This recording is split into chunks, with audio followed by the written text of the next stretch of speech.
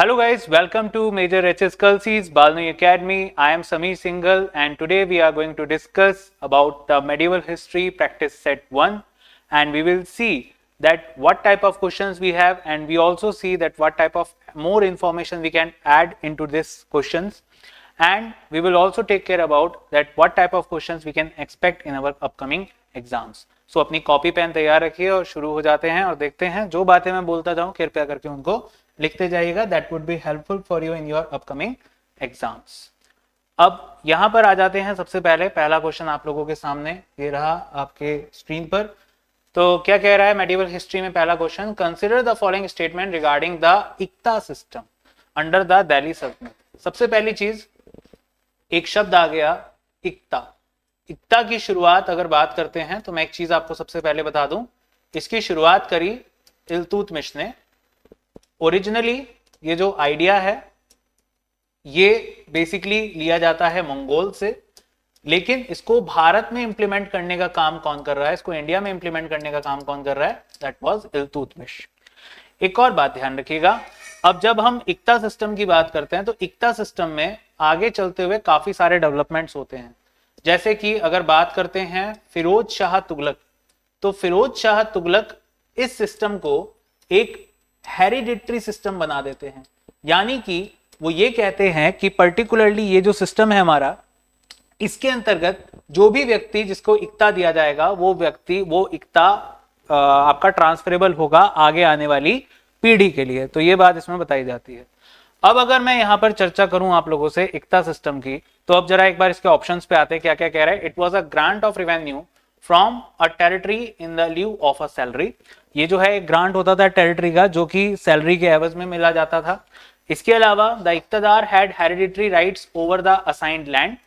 इसके अलावा तीसरा कह रहा है it was formalised and expanded significantly by the Iltutmish. अगर हम बात करते हैं यहां पे तो दूसरा ऑप्शन आप देख रहे होंगे that इक्तदार had hereditary rights over the assigned land। ये असाइंड लैंड के ऊपर दिया जाता था। लेकिन मैं यहां पे आपको बताना चाहूंगा ये चीज कब हुई, ये हुई during the time of Firoz Shah Tughlaq. भाई ओरिजिनली जब इसको इल्तुतमिश ने शुरू किया तो इल्तुतमिश किस पे काम कर रहा है, इल्तुतमिश काम कर रहा है कैपेबिलिटी। वो कह रहा है कि जिसकी कैपेबिलिटी होगी उसको ही इक्ता दिया जाएगा, हर किसी को यहाँ पे इक्ता हम प्रोवाइड नहीं कर सकते। अगर हम बात करें तो अगर आप उस हिसाब से सोचेंगे तो आपको क्या देखने को मिलेगा, आपको मिलेगा कि सेकंड वाला ऑप्शन यहाँ पे जो होता है वो गलत हो जाता है।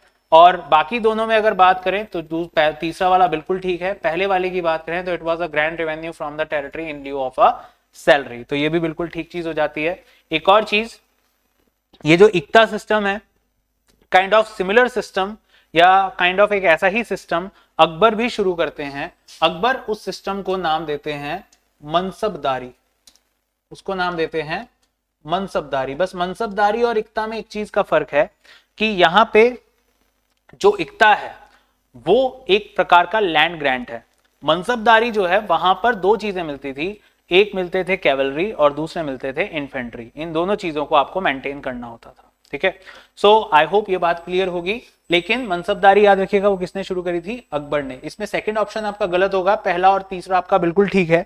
तो यानी यहां पे जो आपका आंसर हो जाएगा बच्चों क्या हो जाएगा, B option, that is 1 and 3 only. तो इस चीज को याद रखिएगा। अगले क्वेश्चन को देखें। Okay, next one, here is the next one. Next one क्या कह रहा है, अगले पे आते हैं। कह रहा है कि भाई हमारा डिपार्टमेंट दे रखा है और दूसरी तरफ हमें दे रखी है एक लिस्ट जिसमें कि कुछ सुल्तान्स के नाम हैं जिन्होंने उस डिपार्टमेंट को शुरू किया। ठीक है, इस चीज का जिक्र यहाँ पे वो कर रहा है। अगर हम बात करते हैं दोनों सिस्टम्स पे तो सबसे पहला नाम दे रहा है दीवाने कोही। दीवाने कोही या दीवाने अमीर कोही कहते हैं। इसकी मैं अगर बात करूं तो याद रखिएगा ये कैसा डिपार्टमेंट है, it is an agriculture department. ये कैसा डिपार्टमेंट है, एग्रीकल्चर। दीवाने मुश्तक राज, याद रखिएगा ये एक कॉमर्स डिपार्टमेंट है। इसके बाद दीवाने बंदगान, ये एक स्लेव डिपार्टमेंट है। और दीवाने अर्ज की बात करें तो बच्चों ये एक आर्मी डिपार्टमेंट है। और अब बात करते हैं किस किसने शुरू किया, तो दीवाने अर्ज शुरू किया बलबन ने। बलबन ने पहली बार एक परमानेंट आर्मी यहां पर बनाई। क्या बनाई, परमानेंट आर्मी यहां पर तैयार करी। दूसरी बात करते हैं दीवाने बंदगान। तो दीवाने बंदगान जो है ये फिरोज शाह तुगलक ने शुरू करा। क्यों? क्योंकि इसके पास 1 लाख से ज्यादा यहाँ पे गुलाम हुआ करते थे, तो ये बात याद रखिएगा। अलाउद्दीन खिलजी वो पहला राजा माना जाता है बच्चों, याद रखिएगा, जिसने अपनी आर्मी को सैलरी देनी शुरू करी in the form of cash. Plus एक और बात यहाँ पे याद रखिएगा कि उस चीज का हिसाब वगैरह रखने के लिए और एक और व्यक्ति ऐसा है जिसने टैक्स को कैश के रूप में कलेक्ट करना शुरू किया।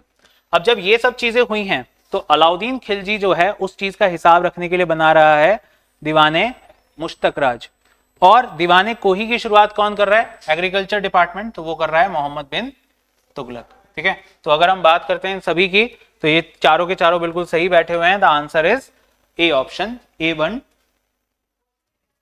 B2, C3 and D4। ठीक है, तो इन सभी को याद रखिएगा बच्चों। इसका सही आंसर क्या होगा? आपका ए ऑप्शन इसका सही आंसर हो जाएगा।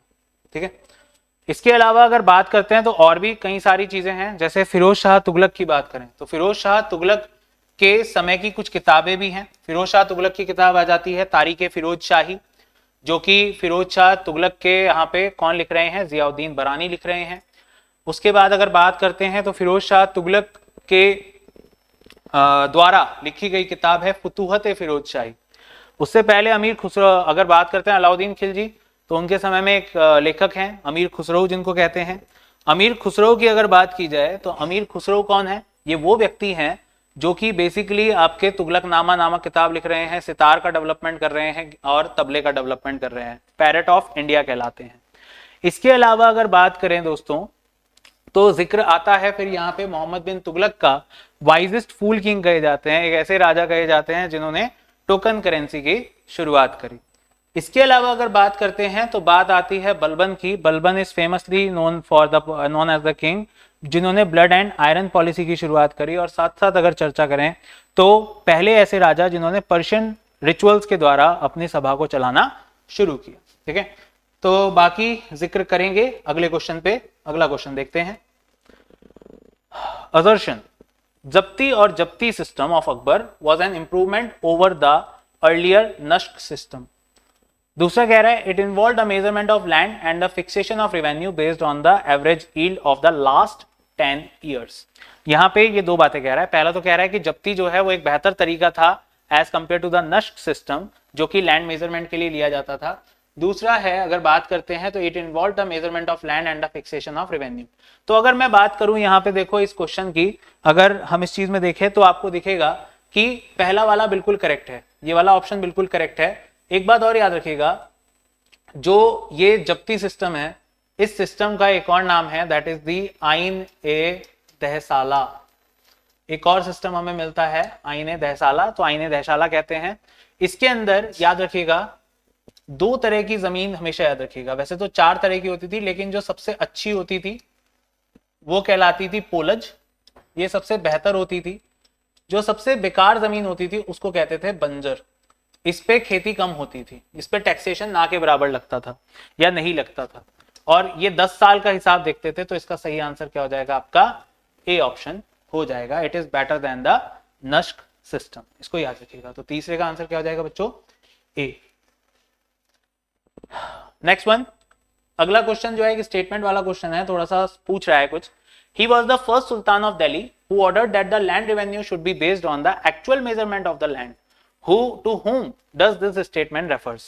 अगर हम बात करते हैं तो इल्तुतमिश, अलाउद्दीन खिलजी, गियासुद्दीन तुगलक और सिकंदर लोदी, इन सभी ऑप्शंस में हमें 2 लोग ऐसे मिलते हैं जो कि थोड़ा सा काम कर रहे हैं लैंड रेवेन्यू पर और बेसिकली उस चीज को बेहतर बनाने का काम कर रहे हैं। जैसे कि अगर मैं बात करूं यहाँ पे, तो यहाँ पे जो आपका आंसर दोस्तों हो जाएगा इस क्वेश्चन का, वो याद रखिएगा, वो होगा आपका Ghiyasuddin Tughlaq. Ghiyasuddin Tughlaq was the first sultan of Delhi who ordered that the land revenue should be based on the actual measurement of land.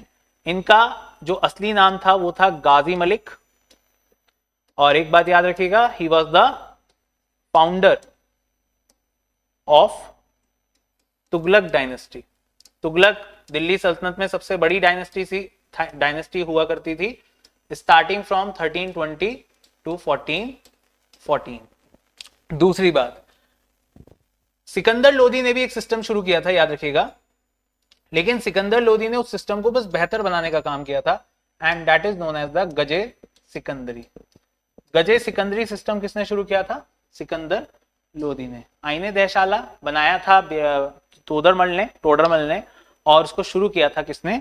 Akbar ने। ठीक है, तो ये बात यहाँ पे याद रखिएगा। तो ये सारी बातें आ जाती हैं। The answer is C option. Sorry, इसका जो आंसर होगा दोस्तों, अगर हम इसके आंसर पे जाते हैं तो इसका आंसर जो होगा वो होगा C option, that is the Alauddin Khilji. क्योंकि अगर मैं बात करूं तो अलाउद्दीन खिलजी वो व्यक्ति है जिसने टैक्सेशन को कैश के रूप में लेना शुरू किया। ठीक है, so the answer of this question is Alauddin Khilji. Ghiyasuddin Tughlaq ने जो शुरू किया था बेसिकली वो था कि इसने इरिगेशन सिस्टम को इंप्लीमेंट किया था। ठीक है, इरिगेशन सिस्टम, तो काइंड ऑफ इरिगेशन की पहली शुरुआत गयासुद्दीन तुगलक कर रहे हैं। लेकिन जो फादर ऑफ इरिगेशन कहलाते हैं वो कौन कहलाते हैं? तो वो कहलाते हैं आपके फिरोज शाह तुगलक। तो इस बात को याद रखिएगा। अलाउद्दीन खिलजी टैक्स रूप में कैश को लेना शुरू कर टैक्स को कैश के रूप में लेना शुरू कर रहे हैं। और साथ साथ अगर हम बात करते हैं अलाउद्दीन खिलजी की, तो अलाउद्दीन खिलजी वो राजा है बच्चों जो कि यहाँ पे सबसे ज्यादा लैंड रिफॉर्म्स और सबसे ज्यादा एडमिनिस्ट्रेटिव रिफॉर्म्स लेके आए हैं। ठीक है, तो आंसर याद रखिएगा, that is the C option. अगला देखते हैं, अगला क्वेश्चन हमारे सामने क्या आता है और क्या कहता है। ठीक है, इसका आंसर होगा C option, Alauddin Khilji. Next one, अब यहां पे आता है which one of the following statement regarding the Vijayanagara empire is incorrect. Vijayanagara empire के बारे में बात कर रहा है। सबसे पहली बात, जैसे ही विजयनगर एम्पायर या ऐसा कोई एम्पायर लिखे तो आप सबसे पहले उसका टाइम पीरियड लिखिए 1336 से लेकर 1646। इसमें टोटल 4 डायनेस्टीज हुई। कौन कौन? सबसे पहले इसमें हुए संगम, संगम के बाद इसमें आए सुलुवा, इसके बाद इसमें आए तुलुवा जिसमें बहुत ही महान राजा कृष्णदेवराय आते हैं, और चौथे आए इसमें अराविडू। और अब बात करते हैं जरा इसके बारे में, तो कह रहे हैं Amar Nayak system was a major political innovation of the empire. दूसरा कह रहे हैं foreign traveller Abdul Razzaq visited the court during the time of Devaraya second. फिर कह रहे हैं battle of Talikota 1565 was fought during the reign of Krishnadevaraya and the empire was divided into provinces, rajas, district, that is the kotams and the villages। तो अगर मैं यहाँ पे देखो थोड़ी सी बात आपको समझाऊं, ठीक है, तो मेरी बात बहुत ध्यान से सुनना। ये जो आपका बैटल ऑफ टेलीकोटा है ये कृष्णदेवराय जी ने नहीं लड़ा। इसकी अगर बात करते हैं तो ये बैटल जो है लड़ा गया था अलिया राम राया के द्वारा। अलिया राम राया के द्वारा। अगर बात करते हैं अलिया राम राया की, तो अलिया राम राया इसको किसके खिलाफ लड़ रहे हैं? तो वो लड़ रहे हैं इसको बीजापुर, बीजापुर के अलावा गोलकुंडा, और गोलकुंडा के अलावा अगर बात करें तो एक और नाम आपका यहां पे जुड़ जाता है, दैट इज द अहमदनगर। तो ये 3 एम्पायर जो हैं यहां पे लड़ रहे हैं किसके खिलाफ? आपके अलिया रामा राया के खिलाफ, यानी कि बैटल ऑफ टेलीकोटा। तो इनकरेक्ट पूछ रहा है वो हमसे। The answer of this question is C option, that is the battle of Talikota. Battle of Talikota इसका सही आंसर हो जाएगा। ठीक है, बात समझ में आई यहां तक की बच्चों? अब आगे बात करते हैं, आगे देखते हैं। Okay, next one, with reference to the Mansabdari system.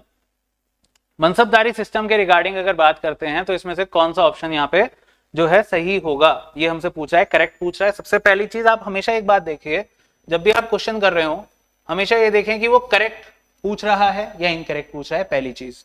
दूसरी बात, उसके संदर्भ में क्या क्या बातें जो हैं वो सही हैं या क्या क्या बातें आपको यहाँ पे देखने को मिल रही हैं, अब उस पर ध्यान दीजिए।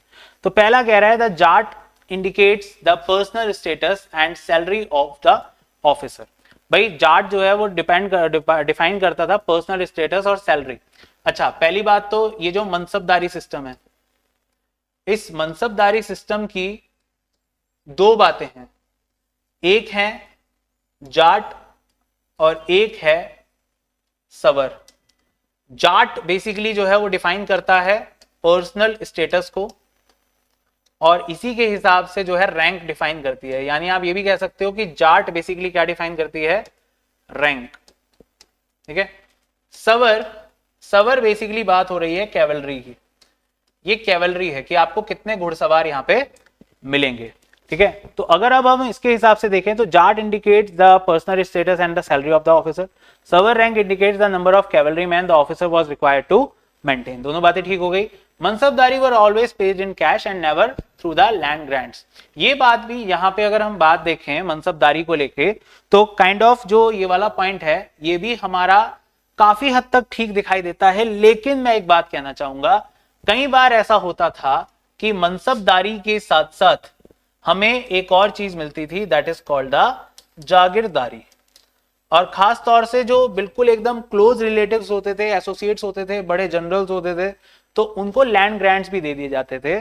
फिर वो उस लैंड ग्रांट में से जो रेवेन्यू आता था उसका कुछ हिस्सा एज अ सैलरी रखते थे और बाकी का हिस्सा राजा को भेज देते थे in the form of a revenue. तो ये भी बात यहाँ पे आ जाती है। तो काइंड ऑफ अगर आप देखो तो इसमें लैंड ग्रांट होता नहीं था, लेकिन कुछ जगहों पे हमें लैंड ग्रांट का ऑप्शन या चीजें हमें देखने को मिलती हैं मनसबदारी में। तो अगर हम उसके हिसाब से जाएं तो बच्चों आपका जो थर्ड स्टेटमेंट है वो गलत हो जाता है और इसका जो आंसर होगा वो क्या होगा आपका 1 and 2 ओनली।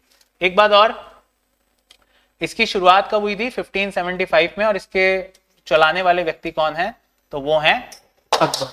इसके व्यक्ति कौन है अकबर हैं, इनको याद रखिएगा। अगर मैं बात करूं, एक और बात ध्यान से सुनिएगा अकबर की, तो अकबर ने जो ये मनसबदारी सिस्टम चलाया था इसमें जो हम मिनिमम लेवल तक जाते हैं वो हम जाते हैं 10 तक और मैक्सिमम जो इसमें जाते थे अगर क्लोज रिलेशन नहीं है तो वो 5000 तक जाते थे और 5000 से ऊपर फिर ये 7000 मनसबदारी तक भी जाता था। Even during the time of Shahjahan and Aurangzeb and all, इन सबके समय पे तो ये 7000 से ऊपर भी गया है। ठीक है, तो 7000 की मनसबदारी या उससे ऊपर की जो है क्लोज रिलेटिव्स को ही दी जाती थी। बाकी तो मनसबदारी वैसे भी दी जाती थी, जैसे विलियम हॉकिंस जहांगीर की सभा में आए तो उनको भी मनसबदारी दी गई। ठीक है, ऐसे आपको याद होगा ट्रिटी ऑफ पुरंदर हुआ था 1565 में, तो शिवाजी महाराज और राजा जयसिंह के बीच में संधि हुई, तो संभाजी महाराज जो शिवाजी महाराज के बेटे थे उनको भी मनसबदारी दी गई थी। ठीक है, तो इस बात को याद रखिएगा। अगले क्वेश्चन को देखते हैं। अगला क्वेश्चन यहाँ पे क्या कहता है। ठीक है, ओके, नेक्स्ट वन एक बहुत ही आसान सा क्वेश्चन, और अभी अगर आपने ऊपर वाला क्वेश्चन किया हो कृष्णदेवराय वाला तो ये बहुत आसानी से हो सकता है। भाई विजयनगर एम्पायर के डायनेस्टीज को क्रोनोलॉजी में लगाने की बात कर रहा है, तो क्या क्या है, अराविडु, सालुवा, संगम एंड तुलुवा। मैंने आपको अभी बताया था सबसे पहले कौन आए थे, संगम। संगम के बाद अगर बात करते हैं तो कौन आए थे, सालुवा। सालुवा के बाद अगर बात करते हैं तो कौन आते हैं यहाँ पे आते हैं हमारे तुलुवा, और तुलुवा के बाद अगर बात करते हैं चौथे नंबर पे तो आते हैं अराविडु। तो ये आपका क्रोनोलॉजी हो जाता है। तो अगर आप इस हिसाब से देखोगे तो सबसे पहला थर्ड है, थर्ड के बाद अगर बात करोगे तो दूसरे हैं आपके 2। तो पहली बात तो थर्ड पे ही आपको ये 2 ऑप्शन चूज करने थे, ये 2 ऑप्शन वैसे ही खत्म हो जाते। तो इसमें से अगर आप देखोगे तो थर्ड वाले 2 बचते हैं, लेकिन संगम के बाद कौन आता है, सालुवा। तो आपका सही आंसर क्या हो जाएगा, ये ऑप्शन आपका सही आंसर हो जाएगा। और संगम की शुरुआत कब से हुई, 1336, और अराविडु जो है ये कब तक रहा, 1646 तक। तो लगभग 310 साल तक ये रहा पूरा एम्पायर।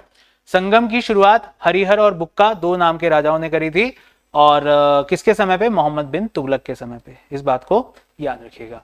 एंड अगर बात करते हैं विजयनगर एम्पायर की, तो विजयनगर एम्पायर में सबसे पहले ट्रेवलर जो पहुंचे वो कौन पहुंचे थे, वो पहुंचे थे हमारे इब्न बतूता, जो मोहम्मद बिन तुगलक की सभा में भी आए थे। ठीक है, चलिए आगे बात करते हैं। अगला देखते हैं क्या कह रहा है, which of the following statement is correct regarding the Sufi concept of वहादत उल वजूद। वहादत उल वजूद की जिक्र कर रहा है और कह रहा है कि इसमें से कौन सा स्टेटमेंट सही है। तो अगर हम यहाँ पे ध्यान देंगे बच्चों तो आपको पता चलेगा कि it emphasizes the unity of being or the oneness of the God and his creation. It was strictly opposed by the Chishti silsila. It was introduced in India by Aurangzeb to promote the Orthodox Islam, and it rejected the ideas of music and dance and as a means to reach God. Obvious बात है, सबसे पहली चीज जो बिल्कुल ही गलत दिख रहे हैं उनको हटा दीजिए। भाई सूफिज्म में ये दोनों चीजें तो हैं ही नहीं। क्यों? क्योंकि अगर आप बात करोगे औरंगजेब, तो औरंगजेब के साथ जिक्र आएगा किसका, शरीयत का। दूसरी बात, यहाँ पे जब हम बात करते हैं सूफिज्म की, तो सूफिज्म बहुत ज्यादा मैटर करता है और बहुत ज्यादा डिपेंड करता है किस चीज पे, आपके म्यूजिक एंड डांस पे, ठीक है। तो इसलिए भी ये भी बात बिल्कुल गलत हो जाती है। प्लस ऐसा कोई डिस्प्यूट हमें तो पता नहीं चलता जहां पे चिश्ती सिलसिला जो है इनको डिफाई करता है। तो यानी एक ही चीज बचती है, अगर हम यहाँ पे देखें कि करेक्ट स्टेटमेंट के हिसाब से सही आंसर आपका क्या हो जाएगा, that it emphasises the unity of being और oneness of God and his creation. I hope ये पॉइंट सबको क्लियर होगा। इस पॉइंट के साथ आगे बढ़ते हैं, अगला क्वेश्चन देखते हैं। Okay, another question, another matching. क्या कह रहा है, तबाकत नसीरी, तारीख फिरोज शाही, खजैन उल फुतूह एंड फुतूहत फिरोज शाही। अगर आपको थोड़ी देर पहले ही याद हो, इक्ता सिस्टम वाले क्वेश्चन में मैंने आपको बताया था दैट फिरोज शाह तुगलक ने अपनी ऑटोबायोग्राफी लिखी थी, that is called the Futuhat Firoz Shahi, ठीक है। तो बात सिंपल सी हो जाती है, आंसर इज ये यहाँ पे जुड़ जाएगा, यानी डी का 4 हो जाएगा, या तो ये होगा या ये होगा, ये दोनों खत्म हो जाते हैं। फिर बात आती है तबाकत नसीरी। बच्चों याद रखिएगा, तबाकत नसीरी जो है मिराज ए सिराज के द्वारा लिखी गई, और इसमें हमें बहुत ज्यादा डिस्क्रिप्शन मिलता है कौन सी डायनेस्टी का, गुलाम डायनेस्टी का, ठीक है, याद रखिएगा। इसके बाद अगर बात करते हैं तो ये भी मैंने आपको बताया था, जियाउद्दीन बरानी, इन्होंने लिखी थी तारीख फिरोज शाही। एक मिलता जुलता नाम एक और आता है, दैट इज कॉल्ड दी बदायूनी। एक नाम और आता है, दैट इज कॉल्ड दी बदायूनी। बदायूनी का जिक्र अगर हम करें तो बदायूनी वो व्यक्ति हैं जो एक किताब लिखते हैं जिसको कहते हैं तारीख ए बदायूनी। और ये किताब बेसिकली हमें क्या समझाती है, तो ये समझाती है हमें बेसिकली मुगल्स का कार्यकाल समझाती है, मुगल्स के बारे में काफी कुछ हमें बताती है, ठीक है। तो इसको याद रखिएगा। तो इसका आंसर क्या होगा आपका, अगर हम देखें तो उस हिसाब से इसका आंसर बच्चों आपका हो जाएगा ए का 1, बी का 2, सी का 3, डी का 4। The answer is a.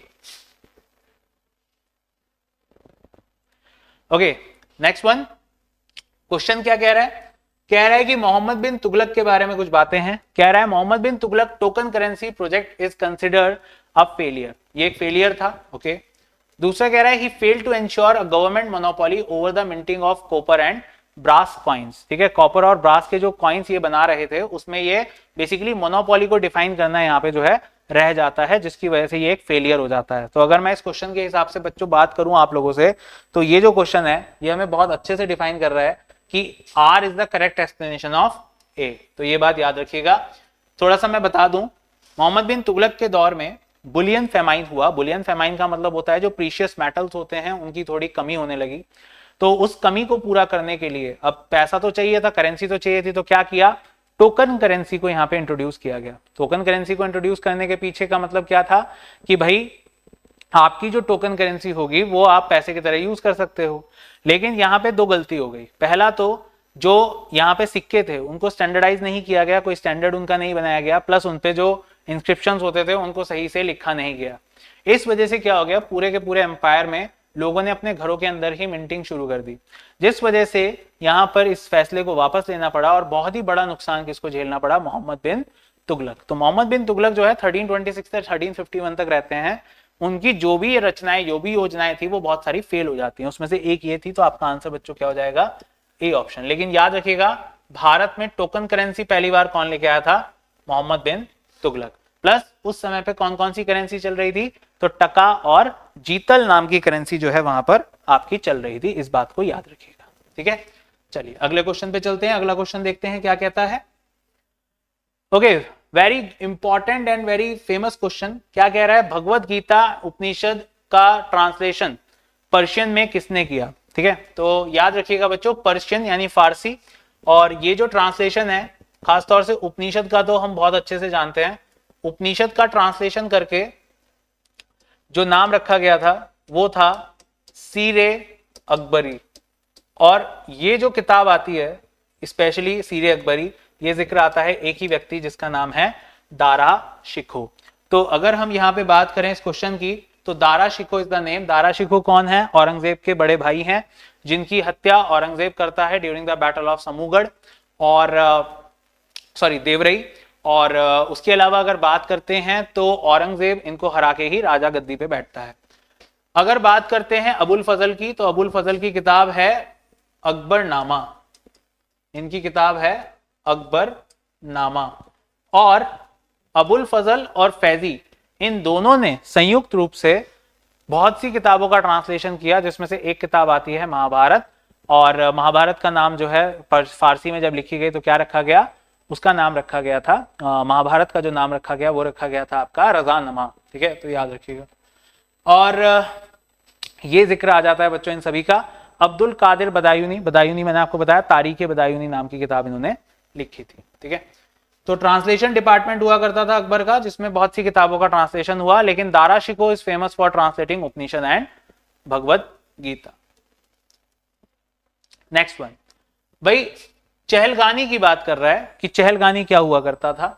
So it was a group of elite Turkish nobles created by Iltutmish and it was eventually destroyed by the Ghiyasuddin Balban to consolidate his power। अब पहली बात तो आप यहाँ पे ये समझिएगा कि जब हम बात करते हैं इसमें तो आपको देखने को मिलेगा कि टर्किश नॉबल्स, ठीक है, तो पहली बात जब इल्तुतमिश का बड़ा बेटा यानी नासिरुद्दीन महमूद मर जाता है तो उसको जरूरत होती है अपने एम्पायर को बना के रखने की, तो उसके लिए वो वहां पर एक बहुत ही इंपॉर्टेंट फैसला लेता है कि उसको दिख रहा होता है कि और कोई वहां पे जो है गद्दी को नहीं संभाल पाएगा, तो जरूरत होगी 40 लोगों की। तो वो 40 लोगों का एक गुट बनाता है जिसको कहते हैं तुर्काने चहलगानी या चालीसा, जिसमें कि 40 टर्किश नॉबल्स या पर्शियन नॉबल्स को रखा जाता है।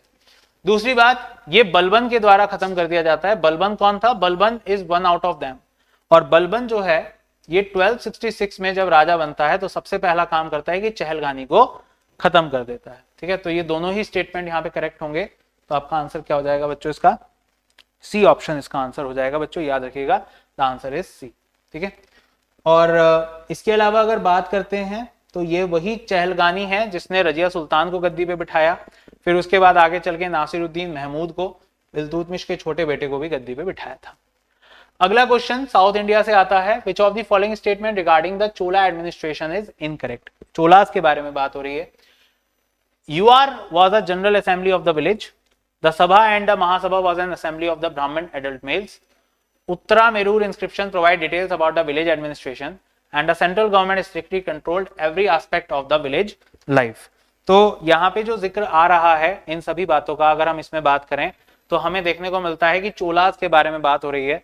प्लस चोलास का अगर हम जिक्र करते हैं तो हमें पता क्या चलता है कि चोलास जो है वो एक इंपीरियल चोलास नाम से हुआ करते थे, और अब उसके बारे में कुछ बातें पूछ रहा है। सबसे पहली बात, चोला की स्थापना किसने करी थी? So it was established by विजयालया Cholas. ये चोलास का जिक्र है, विजयालया चोलास ने इसकी शुरुआत करी थी। इसके बाद इसी में कुछ राजा हुए, जैसे कि राजा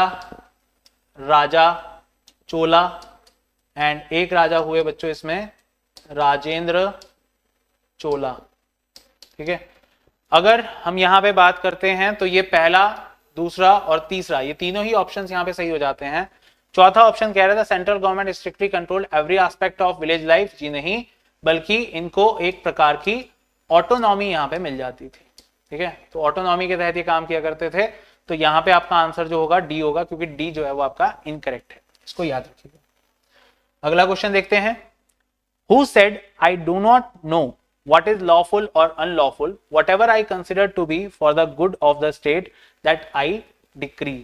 तो भाई ये स्टेटमेंट जो है बेसिकली हमें किस राजा के मुंह से सुनने के लिए मिलता है? अगर हम बात करें तो यहाँ पे हम बात कर रहे हैं, वो कह रहा है lawful and unlawful what I consider to be for the good of the state that I decree. यानी कि एक तरह से आपको दिख रहा है कि blood and iron policy, authoritarian वाली बात हो रही है। अगर हम इन दोनों चीजों के हिसाब से जाएं तो इन चारों में हमें एक नाम देखने के लिए मिलता है जो व्यक्ति इन चीजों को भली भांति और तरीके से इसी तरीके से चलाया करता था। लेकिन अगर इस तरह का जिक्र आया है तो ये जिक्र बच्चों एक ही राजा का आ सकता है, that is the Alauddin Khilji. 1296 से 1316 तक ये राजा रहे थे। और अलाउद्दीन खिलजी की बात करते हैं तो इनका असली नाम था अली गुरसब। इन्होंने पब्लिक डिस्ट्रीब्यूशन सिस्टम, उसके अलावा अगर बात करते हैं तो मार्केट कंट्रोल पॉलिसी, और इसके अलावा अगर बात करते हैं तो एक और जिक्र जो आता है अलाउद्दीन खिलजी का वो ये है कि इन्होंने दाग और चेहरा सिस्टम शुरू किया। ठीक है, और भी काफी जिक्र आते हैं, लेकिन ये फिलहाल याद रखिएगा। और दीवाने मुश्तकराज आपको याद होगा, हमने ऊपर जिक्र किया था, तो that is the name Alauddin Khilji. Okay, again a question about a भक्ति सेंट, और भक्ति सेंट से संबंधित बात कर रहा है। 4 आपको नाम दिए हैं, कौन कौन? कबीर, रविदास, सेना एंड साधना। और पूछ रहे हैं कि भाई इनका जो है क्या क्या इनका काम रहा होगा, क्या इनका प्रोफेशन या बैकग्राउंड रहा होगा। तो अगर हम बात करते हैं बच्चों इस क्वेश्चन में, तो कबीर दास जी का नाम बहुत बार सुना होगा आप सभी ने। और कबीर दास जी जो है बच्चों, वो वीविंग किया करते थे, है नहीं, सिला करते थे। तो यानी ए का क्या हो जाएगा? फर्स्ट। ए का फर्स्ट हो जाएगा तो या तो मेरा होगा ऑप्शन ए या होगा सी। तो ये भी खत्म हो जाएगा और ये भी खत्म हो जाएगा, दोनों ऑप्शंस खत्म हो जाएंगे। अब अगर हम बात करते हैं रविदास की, सेना की और साधना की, तो Ravidas is famous as a cobbler, ये कॉबलर थे। सेना की बात करें तो ये बार्बर थे, और साधना की बात करें तो ये बुचर। तो इसका जो सही आंसर हो जाएगा, अगर हम देखें इस क्वेश्चन को बच्चों, तो सही आंसर जो होगा इस क्वेश्चन का, that would be the answer A. इसका सही आंसर क्या होगा? ए इसका सही आंसर हो जाएगा, इसको याद रखिएगा, ठीक है। So that is the thing, इसको याद रखिएगा, कई बार इनके संदर्भ में ये भी पूछा जा सकता है। Next is again from the religious reforms, Din Ilahi. सबसे पहली बात, दीन-ए इलाही 1580 में किसके द्वारा? अकबर के द्वारा इसको शुरू किया गया। और पहले हिंदू जिन्होंने इस धर्म को अपनाया वो थे बीरबल। वो कौन है? बीरबल है, ठीक है। अब अगर बात करते हैं तो कह रहा है it was a new religion intended to replace Islam and Hinduism. ये इस्लाम और हिंदुइज्म की बात कर रहे हैं, रिप्लेस करने की बात करते हैं। दूसरा कह रहा है इट हैड नो प्रीस्टहुड और sacred books, it was made mandatory for all mansabdars to join, it was founded by Jahangir in the memory of Akbar. अब वो हमसे करेक्ट पूछ रहा है, तो यानी ये तो गलत हो ही गया, क्योंकि मैंने आपको अभी अभी बताया अकबर ने इसको शुरू किया। दूसरी बात पे आते हैं, तो यहाँ पे आपको दिखेगा इट वाज मैंडेटरी। अगर मैंडेटरी होता तो सबका नाम मिलता, तो ये भी हमारे पास गलत हो जाता है। अगर अब हम बात करते हैं इस क्वेश्चन में, तो आपको दिखेगा जो कि रिप्लेस कर रहा है इस्लाम और हिंदुइज्म को, जी नहीं, ऐसा कुछ नहीं है, बल्कि ये क्या कह रहा है, ये एक मोनोथीस्ट रिलीजन की स्थापना कर रहा है। और ये कह रहा है कि भाई एक ही धर्म हम मनाएंगे, उस एक धर्म से सब लोग जो है उसको फॉलो करेंगे। तो बेसिकली यहाँ पे ये बात कर रहा है नो प्रीस्टहुड और नो सैक्रेड बुक्स की। तो इसका जो सही आंसर होगा बच्चों क्या होगा? B option will be the correct answer of this question, ठीक है, याद रखिएगा। Okay, again the question is from the religious movements, और बात हो रही है भक्ति मूवमेंट की एक बार फिर से। तो भक्ति मूवमेंट की अगर हम जिक्र करते हैं, तो Bhakti movement played a significant role in the development of regional languages and Bhakti saints preached in the vernacular languages of the common people rather than Sanskrit. तो पहली चीज तो आपको यही समझ आनी चाहिए कि भक्ति मूवमेंट का जो पर्पस था वो क्या था, कि जो लोग ऐसे हैं जिनको बहुत ही ज्यादा धार्मिक शिक्षा वगैरह नहीं दी जाती है, या जिनके अप्रोच में संस्कृत वगैरह नहीं आती है, उनके लिए सिस्टम शुरू किए गए। तो भाई उनको उन्हीं की भाषा में आपको समझाना होगा, सीधी सी बात है। तो अगर उन्हीं की भाषा में समझाना होगा तो संस्कृत तो भाषा वो हो नहीं सकती कि अगर आपको उनके साथ जिक्र करना हो। दूसरा कह रहा है the bhakti movement played a significant role in the development of regional languages. तो भाई अगर रीजनल लैंग्वेज में बात बतानी है तो उसका डेवलपमेंट भी हुआ होगा। और जितने भी आप भक्ति मूवमेंट के लोगों के बारे में सुनोगे, चाहे वो तुलसीदास जी हैं, चाहे वो मीरा जी हैं, चाहे वो गुरु नानक जी हैं, चाहे फिर हम बात करते हैं कबीर जी की, तो ये सभी लोग अपनी रीजनल लैंग्वेजेस को बढ़ावा देते हुए आपको दिखाई देते हैं। तो यहाँ पे पहला भी ठीक है, दूसरा भी आपका ठीक हो जाता है, और बी जो आर है वो ए को बहुत अच्छे से डिफाइन कर रहा है। तो आंसर क्या होगा? A option, that both A and R are true and R is the correct explanation of A. Clear है? Next one, Which traveler called the Vijayanagar city the best provided city in the world? भाई ये बहुत अच्छा question है, इस तरह के question हमें बहुत बार दिख जाते हैं। कह रहा है कौन सा ट्रेवलर है जिसने विजयनगर सिटी को, जो कि कैपिटल थी विजयनगर की, उसको एक बेस्ट प्रोवाइडेड सिटी बताया था पूरी दुनिया में, ठीक है। और अगर हम बात करते हैं तो इसमें हमें क्या क्या नाम आते हैं? Niccolo Conti, Duarte Barbosa, Domingo Paes and Nikitin. तो अगर मैं बात करूं बच्चों, तो इन सभी का जिक्र जो है विजयनगर एम्पायर में आता है। लेकिन मैं यहाँ पे जिक्र करना चाहूंगा एक ऐसे व्यक्ति का जो कि आए थे कृष्णदेवराय। अब कृष्णदेवराय के दरबार में बारबोजा भी आए हैं और पेस भी आए हैं, याद रखिएगा। किसके दरबार में आए थे ये? कृष्णदेवराय। कृष्णदेवराय कब से कब तक राजा रहे? तो 1509 से लेकर 1529 तक कृष्णदेवराय जो है वो राजा रहते हैं। तो इन्हीं के दरबार में जब डोमिंगो पेज आए, और इनको भेजा किसने था, इनको भेजा था एल्बुकर्क ने, ठीक है, किसने भेजा था, एल्बुकर्क ने भेजा था, नाम याद रखिएगा, ठीक है। एल्बुकर्क कौन है, आई होप याद होगा, the second Portuguese governor in India. पहले कौन थे, फ्रांसिस्को डी अल्मीडा, ठीक है, याद रखिएगा। So answer is B. Okay, now let's come to the Maratha administration. Maratha administration की बात करते हैं of the Shivaji, under the Shivaji महाराज।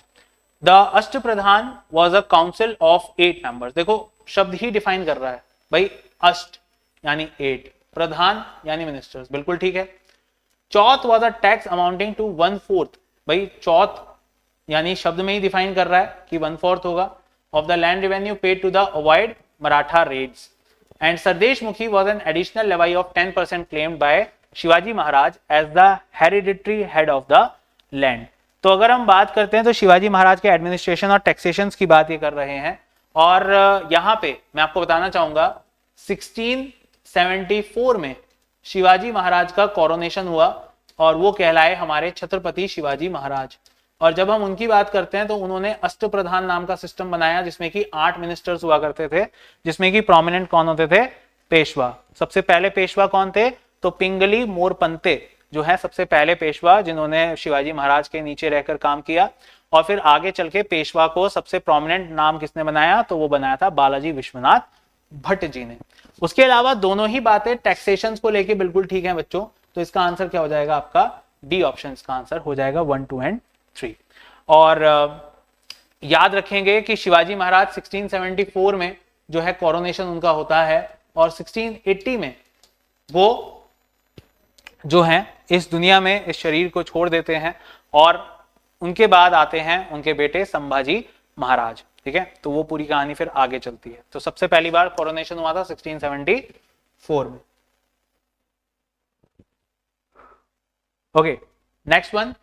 अब यहां पे बात आती है बच्चों किसकी, बुलंद दरवाजा की। तो बुलंद दरवाजा का जिक्र आता है तो सबसे पहले दिमाग में क्या आना चाहिए, एक ही नाम, दैट इज दी अकबर। क्यों, क्योंकि ये सब चीजें उस समय पे बुलंद दरवाजा वगैरह, फतेहपुर सीकरी, ये अकबर ने स्थापित करवाया।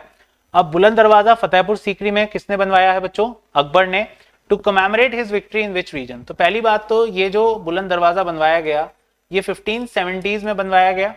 1570s में अकबर जो है मेवाड़ को पार करते हुए, चित्तौड़ को पार करते हुए कहां पहुंचा था, गुजरात, और गुजरात में विजय प्राप्त हुई थी। तो इसका आंसर क्या हो जाएगा आपका, गुजरात विक्ट्री। क्योंकि याद रखिए गुजरात पर अटैक करने के लिए ही कैपिटल को आगरा से फतेहपुर सीकरी भी शिफ्ट किया गया था, ताकि वो क्लोज में रहे, विसिनिटी में रहे। फिर बीच में जो आता है जिक्र किसका, चित्तौड़ का। तो चित्तौड़ में 1567-68 में चित्तौड़ का सीज होता है, फिर आगे 1570s में सीज होता है किसका, गुजरात का, ठीक है। तो मुजफ्फरिद डायनेस्टी हुआ करती थी यहाँ पे, उनको हराया गया था, और बुलंद दरवाजा का निर्माण यहाँ पे किया गया था बच्चों, याद रखिएगा फतेहपुर सीकरी में।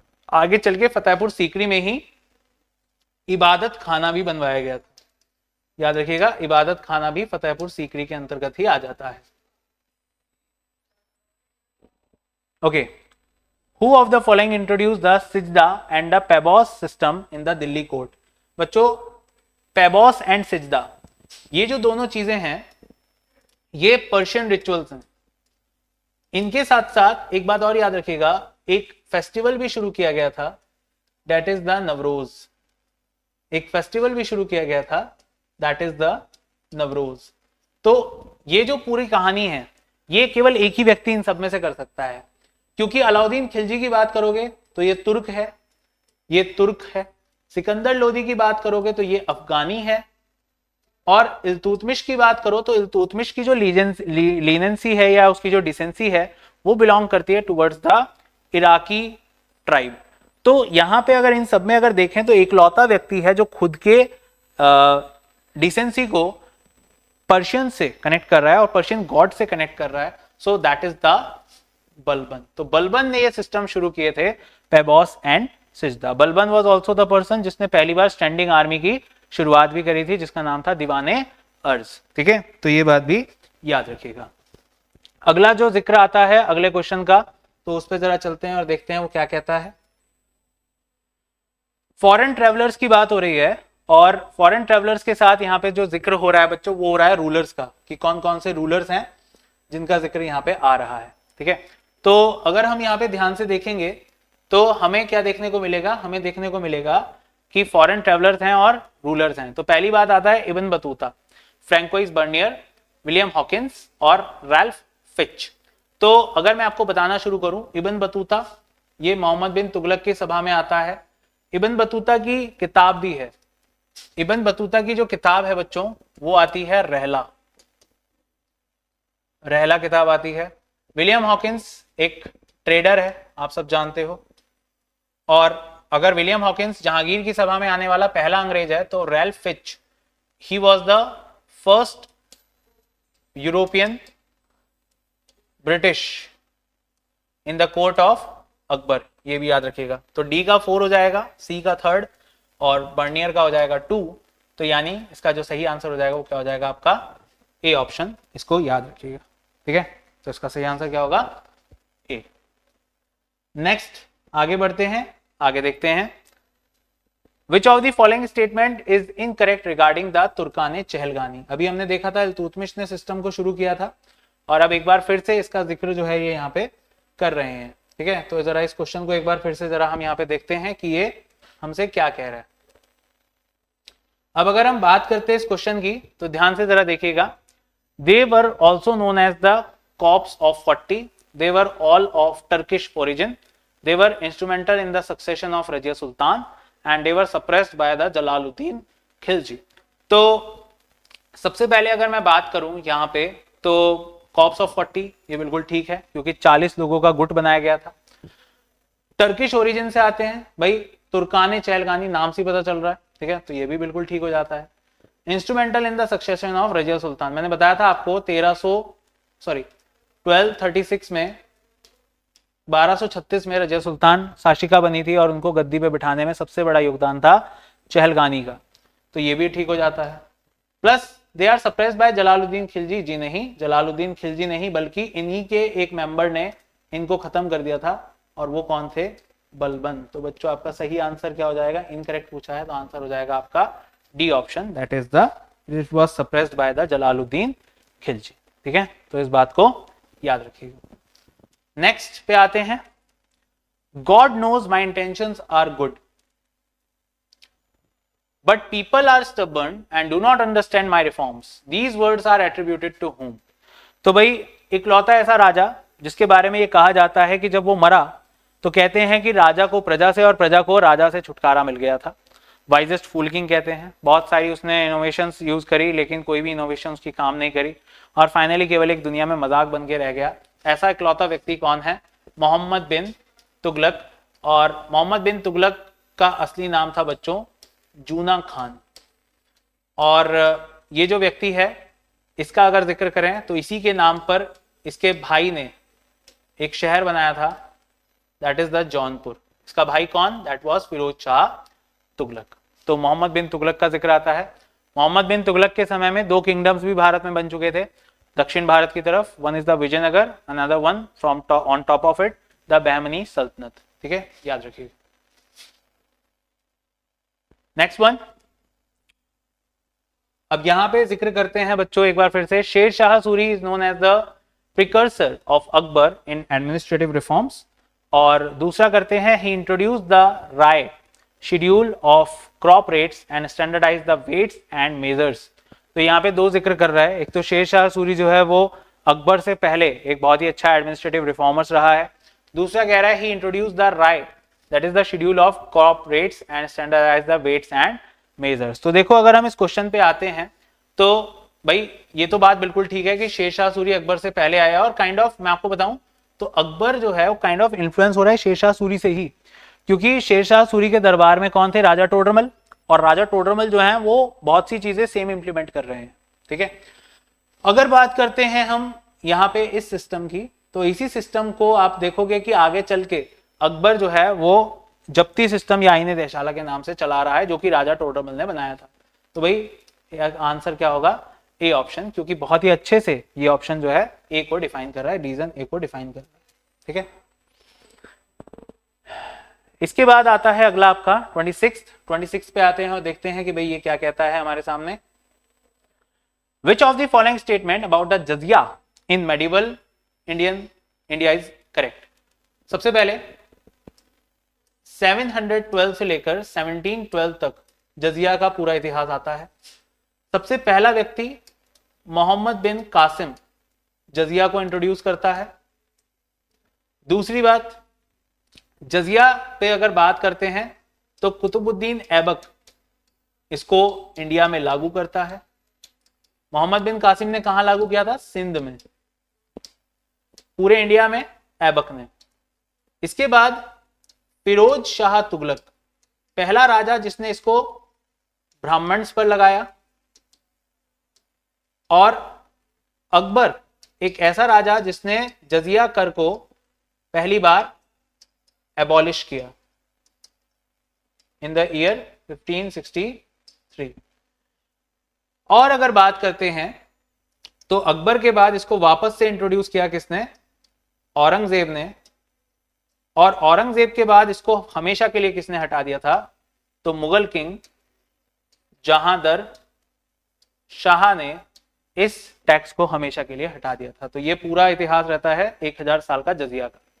अब it was abolished by Akbar in the 1564 but reintroduced by Aurangzeb in the year 1679.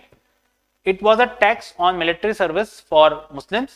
It was first introduced in India by Babur and it was always collected at a uniform rate regardless of the income. तो अगर हम बात करते हैं, sorry 1564 होगा ये हमारा, ठीक है। 1564 में जजिया टैक्स हटाया था अकबर ने और 1563 में जो टैक्स हटाया था वो था आपका पिलग्रिम टैक्स, ठीक है। तो 1563 पिलग्रिम टैक्स, 1564 में जजिया टैक्स, ठीक है, याद रखिएगा। तो अगर बात करें, अब आपको पता ही चल गया होगा इस पॉइंट से, तो मिलिट्री सर्विस जो है मुस्लिम्स के द्वारा अगर बात करते हैं तो उसके लिए जी नहीं, ये आपका एक नॉन मुस्लिम टैक्स होता था बच्चों। ये क्या होता था? Non Muslim tax. मतलब अगर आप मुस्लिम नहीं हैं तो आपको टैक्स देना होगा। इंट्रोड्यूस बाय बाबर, जी नहीं, आप देख ही सकते हो, Mohammad bin Qasim. And it was always collected at a uniform rate regardless of the income. जी बिल्कुल गलत है। आपका जो सही आंसर होगा बच्चों क्या होगा? A option, that is for Akbar ने इसको हटाया था और औरंगजेब ने इसको दोबारा लगा दिया था, ठीक है।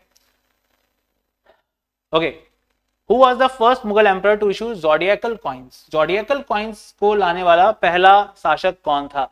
मतलब थोड़ा सा ज़ोडिएकल साइंस के हिसाब से, है ना, उसके हिसाब से लाने वाला।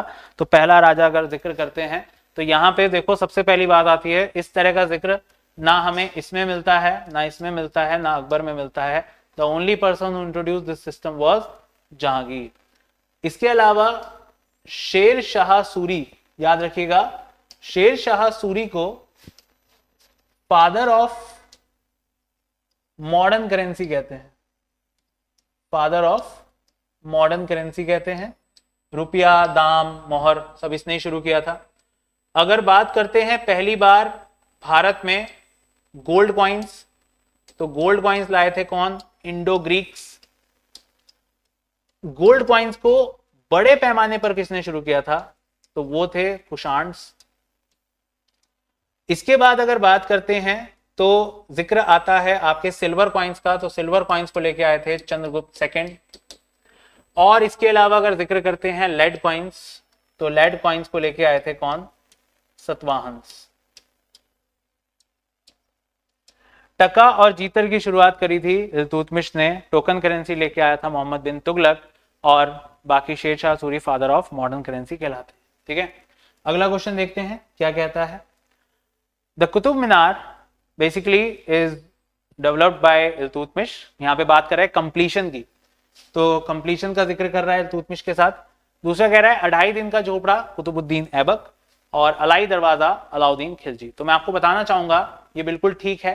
कंप्लीशन की बात कर रहा है तो बिल्कुल ठीक है, लेकिन अगर स्टार्टिंग की बात करता तो आंसर होता कुतुबुद्दीन ऐबक, ठीक है। दूसरी बात, अगर बात करते हैं अलाउद्दीन कुतुबुद्दीन ऐबक की, तो कुतुबुद्दीन ऐबक ने 2.5 दिन का झोपड़ा जो है ये कहां पे बनाया था? ये बनाया था अजमेर में। ये बनाया था अजमेर में। और इसके साथ साथ उत्तर भारत की पहली मॉस्क, दैट इज द कुवत उल इस्लाम मॉस्क, तो ये कहां पे बनाई गई? तो ये बनाई गई थी बच्चों आपकी दिल्ली में। और अलाई दरवाजा, अलाई मीनार, हजार सतूप महल, हौज खास, सीरी फोर्ट, ये सब किसने बनाया? अलाउद्दीन खिलजी ने। तो इसका जो सही आंसर हो जाएगा that would be option D. ठीक है, तो उसको याद रखिएगा।